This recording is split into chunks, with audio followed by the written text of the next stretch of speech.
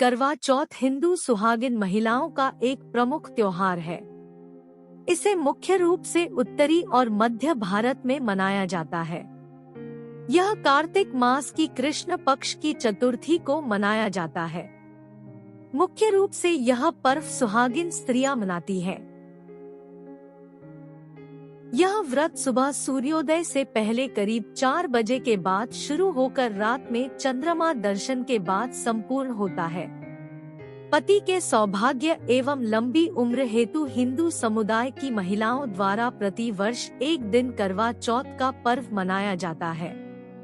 इस व्रत के दौरान महिलाओं को निर्जला व्रत रखना पड़ता है।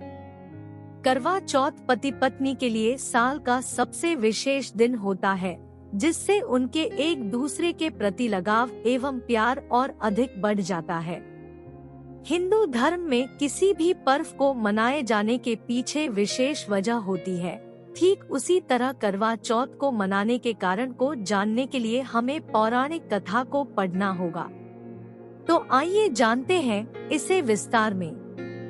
ऐसी ही ज्ञान भरी कहानियाँ सुनने के लिए हमारे चैनल को सब्सक्राइब करें और वीडियो को लाइक करना ना भूलें।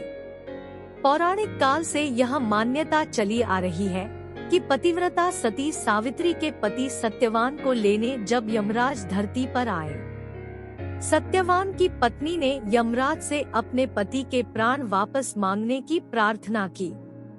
उसने यमराज से कहा कि वह उसके सुहाग को वापस लौटा दे, मगर यमराज ने उसकी बात नहीं मानी। इस पर सावित्री अन्न जल त्याग कर अपने पति के मृत शरीर के पास बैठकर विलाप करने लगी। काफी समय तक सावित्री के हठ को देखकर यमराज को उस पर दया आ गई। यमराज ने उससे वर मांगने को कहा। इस पर सावित्री ने कई बच्चों की मां बनने का वर मांग लिया।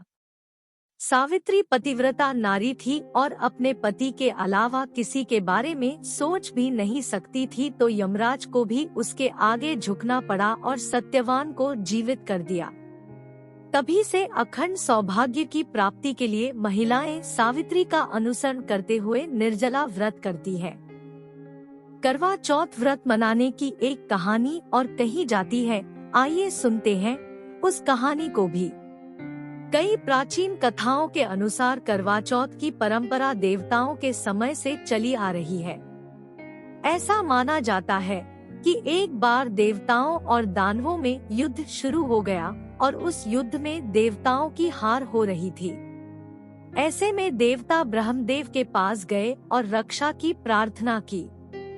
ब्रह्मदेव ने कहा कि इस संकट से बचने के लिए सभी देवताओं की पत्नियों को अपने अपने पतियों के लिए व्रत रखना चाहिए और सच्चे हृदय से उनकी विजय के लिए प्रार्थना करनी चाहिए।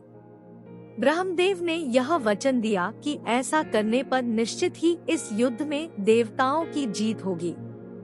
ब्रह्मदेव के इस सुझाव को सभी देवताओं और उनकी पत्नियों ने खुशी खुशी स्वीकार किया। ब्रह्मदेव के कहे अनुसार कार्तिक माह की चतुर्थी के दिन सभी देवताओं की पत्नियों ने व्रत रखा और अपने पतियों की विजय के लिए प्रार्थना की। उनकी यह प्रार्थना स्वीकार हुई और युद्ध में सभी देवताओं की जीत हुई। इस विजय के बाद सभी देव पत्नियों ने अपना व्रत खोला और खाना खाया। उस समय आकाश में चांद भी निकल आया था और तभी से चांद के पूजन के साथ करवा चौथ व्रत का आरंभ हुआ। तो दोस्तों, यह थी करवा चौथ व्रत मनाने की कहानी।